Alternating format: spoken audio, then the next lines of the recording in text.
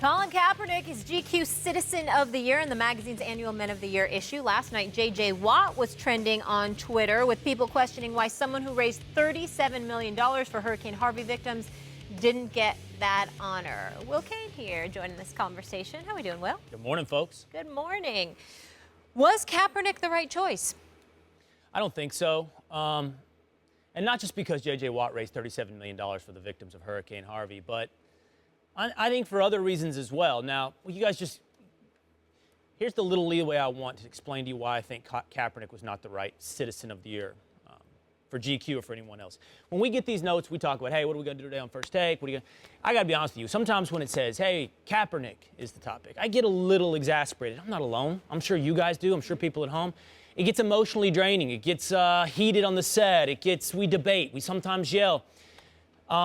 But that doesn't mean I'm not here for the conversation.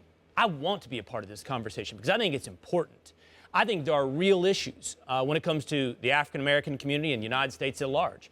I think there are things we need to discuss, we need to debate, we need to talk about. And this leads me back to Kaepernick. Why do I not think Kaepernick then is the Citizen of the Year? Because he provoked a lot of these conversations. No matter where you fall on the spectrum of agree or disagree, you have to know that Colin Kaepernick was the catalyst for many of these conversations, especially those that spill out of the specifically political realm, meaning places like sports shows. So why would I not think Colin Kaepernick, the spark, if you will, that started that conversation, is Citizen of the Year? Because I think you have to ask yourself, what conversation did you provoke? And my criticism of Colin Kaepernick from day one has been, what conversation did you provoke? From the pig socks to the Castro shirt to the loose, I believe, understanding, at least on many factual bases of the issues facing our country, to saying I can't take pride in a flag for a country that oppresses African Americans, to not celebrating the 4th of July, the kind of conversation Colin Kaepernick specifically provoked, I feel like does a disservice to the potentially productive conversations we could have. That's why this man, to me, is not Citizen of the Year. And even if it's not J.J. Watt, okay? And we want to stay on the same topic. Say you don't want to go down the realm of J.J. Watt in a completely separate issue. Say you don't want to go the realm of Chris Long, who's given away his entire NFL salary to contribute to these issues, because Colin Kaepernick has done works, not just words as well. I mean, my nominee, if I had to stay within the realm of this topic, would be, as I've said on more than one occasion, would be a guy like Malcolm Jenkins, who I think has led that conversation in productive ways. The leader of the Players Coalition, the man who has led not just conversation, but works in a productive manner. This is why I cannot get behind Colin Kaepernick as Citizen of the Year. I think it was the right choice. I am not going to argue against J.J. Watt. J.J. Watt also would have been the right choice. In other words, I feel uncomfortable with making a hierarchy of Citizen of the Year. As the first best citizen, second best citizen. J.J. Watt, there was a need. His fellow citizens were in need, and J.J. Watt came and did everything he could to help. That's great. That's heroic. Excellent for J.J. Watt. Any way in which he is honored, I fully support. He's a mensch. I'm proud that he's American.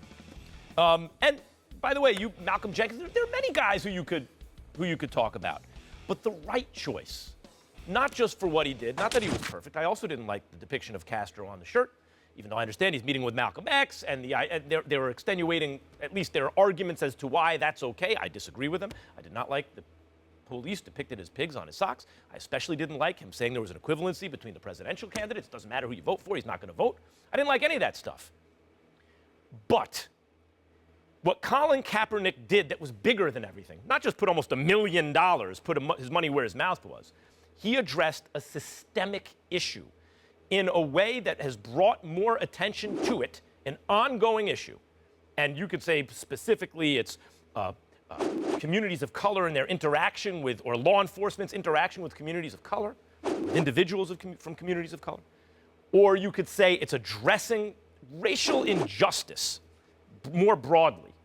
And maybe it turned into that, a broader kind of, but as a citizen, he participated in our civic life in such a way that we are talking in all walks of life about Colin Kaepernick.